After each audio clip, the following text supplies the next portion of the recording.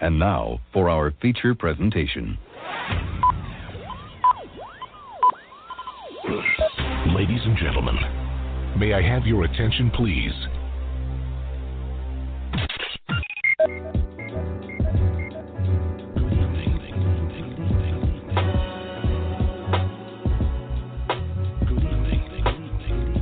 You're listening to Straight Talk with Dean and Mark. Call in to join the conversation at 646-668-8393. Welcome to Straight Talk with Dean and Mark. It's the six-man Dean Geronimo in the studio with Mark Lee, and we welcome you to yet another exciting episode of our show. Ladies and gentlemen, it is the 10th of June here in the year 2019. It's actually closer to summer than you think.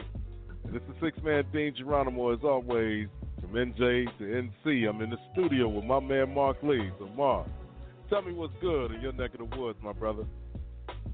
Hey, things have been going really well. We've been keeping busy. A lot of things have been jumping off here in the Triangle. You know, we've always got things going on. One thing we've been doing, we've been fighting rain for the last few days. I don't know what y'all been doing up there in New Jersey, but every time I turned around, it looked like some more raindrops were coming, and it looked like some more might be coming this way. But, you know, we had the Road to the Apollo show in a little small town called Roxborough at a theater called the Kirby. So that was going on, and that was a real fun time. Seats about 800 people or so. It's a small theater, but they've done some really cool stuff, some renovations.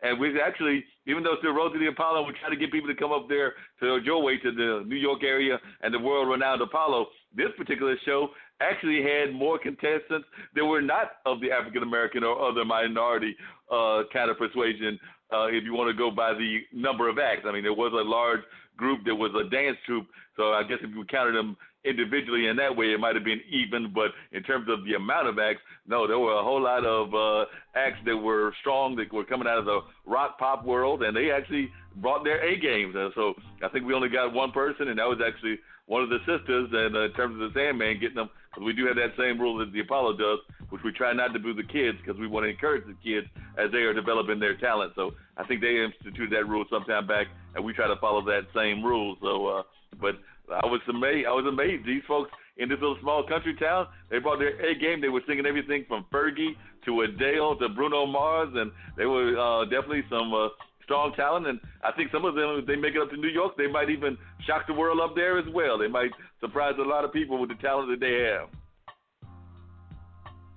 Indeed, and you never know where talent is going to come from. Some people assume that everybody's from the same place, but it's talent everywhere, man, and you just got to have your eyes open and your ears set to sometimes be surprised and be pleased at the same time. So, you know, talent is all over the place, man, and you never know. You'll see some stars that you like, and then you start looking up where they're from. Some places, man, you like, I haven't even heard of. But exactly, you be thinking to yourself, from, you know, you saying to yourself, like, wow, I never knew, but it's not where you're from, it's what talent you bring to the table, and that's what makes the difference, you know. Yeah, there's no doubt about that, and I just talked to Captain earlier today. He said that they're set to do another show. I may have a schedule conflict, so we're going to see if we can get around that or not. But they're going to have another show in the week after Labor Day, and that's going to be in the small town of Wilson, which isn't that far from my mom's hometown of Rocky Mount. So, like you said, the talent can come from anywhere and every place. So we've been all over the state of North Carolina. We've been to Kinston. We've been to Fayetteville. We've been to Rocky Mount. We've been, like I said, this time to Roxborough. Of course, it all started here in Durham. And we've been to, I want to say, when I did the count, it's somewhere between like 10 to 15 cities. And a lot of these were like little small communities that you would have been just blown away by them being there. I mean, yeah, we hit the big urban markets, like we have been to Fayetteville, which is, you know, is where the military base is at. And we have been, of course, to Durham. And but other than that, we have yet to hit Charlotte. We would like to hit Charlotte. We've yet to hit Greensboro. We'd like to hit Greensboro and some of the bigger cities here in the area. But we've just been pleased with the amount of talent that we found, like you said, throughout the state. But I just ran into a good buddy of mine, you know, on a sadder note and everything. He's going through some hard times. He's trying to find some housing because his housing situation is real difficult. I think he's being let go of from the current place that he's living at and everything, the current apartment complex. But this man, if I want to remember correctly, I want to say he might be a veteran. That I got to check on and everything. But there is no doubt in my mind that he is definitely doing a lot with his music. We've actually had him as a guest on our show in the past and everything. So he's doing a lot with his funk music and things of that nature.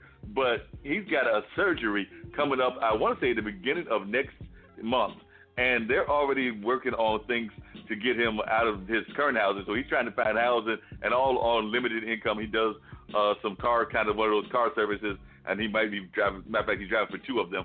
So he's doing those kind of like things to try to get some money going into his income and everything. But he's definitely hitting some hard times and things of that nature. But there are, like, every time he goes up to the churches, they're not either offering him enough money, or they're offering him, like, prayers and things of that nature. And don't get me wrong, prayer is very important, but sometimes people just need to see the actual stuff in their hands so that they can get above ground and everything of that nature. So we give a lot of service to wanting to give people help and things of that nature, but then when it comes crunch time, we're not always there. And I think you even talked about that on this show here as well, that a lot of times we find people that are in crunch times, and whether it was faults of their own or faults of other people, that they are now just kind of like stuck between a rock and a hard place. And as a matter of fact, I want to say that later on, ran into him earlier, like maybe about 30, 40 minutes ago, and he said he was going to speak. I think he said city council. It might be our county government, but one of those he was going to go speak on, because they're doing a lot of stuff around the issue of housing, because, Durham is like a lot of places, even places up where you are, that are all part of the gentrification that's going on in the country. So this is putting a lot of people out in crunch kind of areas. I got another buddy, I saw him during the show because he's one of our tech hands and helps us a lot with the show, and he's staying in the rescue mission right now because, he was in a romantic situation, that kind of thing went south on him and everything, so he's now having to live and work with the rescue mission, and that's the way he's surviving. But, it's just amazing that we see these people on a regular basis. I run into some of them sometimes, even going around near where I'm living at and everything, around the food areas and everything. And I'm one of those people that sit down and talk to folks. So I've had conversations with them. And, yes, some of them are facing different things like mental illness and things of that nature, which is a whole other thing we've got to address in our community. But it's just amazing that we're not, in my opinion, doing enough to help these folks that are in very dire straits. Yes, the economy may be having some things that are going well, but there are some folks that definitely need our help in various kinds of ways. And you pay attention, and people will end up telling you sometimes what they need. We may not always be able to directly help, but if we are able to, kind of let someone else know what is needed, and maybe we know someone that knows someone that's able to actually, lend a hand. So you never know how you can help someone. Sometimes we always think it's a direct assist, but sometimes it's not. And I'm going to go back just a little bit. You said Wilson, North Carolina. My baby sister, Heather Victoria, the Jamla Songbird, hails from Wilson, North Carolina. She's a part of that collective with Ninth London Rhapsody. And, just wanted to give her a shout-out real quick. Yeah, nothing wrong with that, and I'm definitely a supporter of hers as well. She's a very talented young lady and everything. There's no doubt about that. And speaking of folks with talent, I had the pleasure this weekend, because he was doing some recording last week. I believe it was Friday that they were in there. It might have been earlier, but definitely on Friday. And I want to say that was the day that they were there, of running into G. Yamawasa, who we call him G, but he's a poet and an artist, Asian artist, originally from Durham and everything, Asian American. But he's definitely blowing up on the charts. He's done his first release, actually did well and climbed up the charts. He's working on his second release, and the person that was there in the studio with him, and he will be one of our guests in July, was none other than Tune. So, Tune is another factor in the music scene here in Durham, and Tune told me that on the 15th, when we get G, he's going to call in as well, and he might even, he might rag on G since he's doing some producing for G, or he might even talk about some of the things that he's done with various folks in the area, because both Tune and Real Law were part of a real well-known collective of artists that are here in this area. So we're going to be hearing from them on the month of July. So they've done a whole lot of great things in the community, and G's actually done things not just here, but I want to say he's done some performances out west in the California area and in other parts. And I remember him when he was nothing but a teenager. He was like one of them little teenagers running around trying to sneak into clubs and do all of this kind of stuff. But he is now, as a young man, doing quite well in the business. Because I remember, I think it was Southern Pride we did, the Poetry Slam, which unfortunately my team, the Durham Slam team, did not do that well in this current one that they held in Fayetteville. When I looked at the standings, I think they were like around 7th or 8th. I'll talk to the son and see what happened. But some people representing some areas that you like. I think Baltimore finished strong, and I don't know how they were there at Southern Pride because Baltimore is not a southern city, but I think they do some creative redistricting. That's what we'll call it, to go by the voting terms. Okay. They do some creative redistricting. I see. All right. Hey, man, you never know how those lines are drawn, you know what I mean? So you might be in the north thinking you're in the north and find out you're the south after all. So be careful, Jack. You never know, man. That is very true. We never know how those lines are drawn or any of that things, but they did not do all that well. But G, when he was there, did really well. But I remember when, I think, as far as I know, we've only hosted it, meaning Durham, one time, and I was helping with some of the planning of that and everything. And like I said, he was definitely a teenager. And I remember, I think we were even trying to find him, ways to, he did say it and admit to our faults. But yeah, we might have even been trying to find him ways to slide him some liquid refreshments that teenagers are not supposed to be getting. But we might have been finding ways around those rules and everything just to keep him pacified, for lack of a better term. Oh, okay. You know what? It happens. It happens. I cannot talk. I cannot talk. I remember when my parents were playing Bid Whiz, and both of my parents were living, and they would even admit to this story. When they were playing Bid Whiz, I think my first attempt at even getting a little sip of something was them playing Bid Whiz, me singing the drink and asking them, could I get a sip? And I was probably like maybe all of 14 or 15 at the time, And they gave me like a little hit or something, but they didn't give me like no full glass, didn't give me no full bottle or nothing. I think they let me just get a little taste of it, and then they were like, now it's time for you to get on out of here. You ain't nothing but a little child now. It's time for you to move on to the kiddie room. Let us grown folks do what we doing.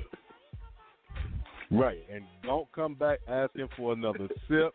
Don't come in this room again asking, can you watch TV or any other one of them doggone questions that you try to slick in because you want to get another sip or you want to listen to grown folks' conversation. That was back in the days like, we're going to tell you once, and after that, if you can't listen, you can surely feel, and we don't mind giving you the business with all of our company over here because we all think the same way. So you can try it, but it's going to be something for you to experience. You know what I mean?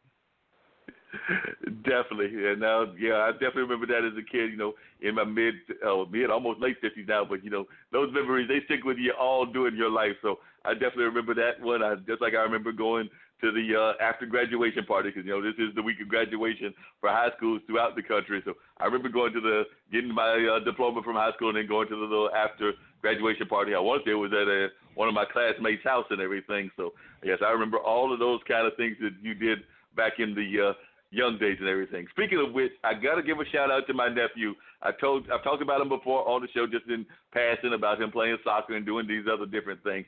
But I just was talking to my mom recently, and the oldest one, Julius, has gotten his first, well, I guess technically it's his second graduation because you also got to graduate from kindergarten. But he got all the way through the elementary school, so he is now going to middle school next year. So he's going to leave his younger brother, his 1 year behind younger brother in elementary school. So he'll join him next year in middle school. But yes, next year he will be going to middle school. So he's got through, there's all them hurdles you got to go through as we go through the educational gauntlet that they put us through. First you got to just deal with your parents, then you got to go to kindergarten, then you got to go to elementary. After elementary is middle, and after middle is high, and then after high school we go on from there. But hopefully college or something like that, and maybe even getting PhDs and things of that nature, like some of the folks in his family have done. Not me. I just did the bachelor's. Maybe I'll get a PhD at some point, but definitely, we'll see how the progression goes. But it's just good to know that he did complete another end of those progressions. He has graduated from elementary school and is heading to middle school next year. Ain't nothing wrong with that, man. You know, get them in now. Nothing wrong.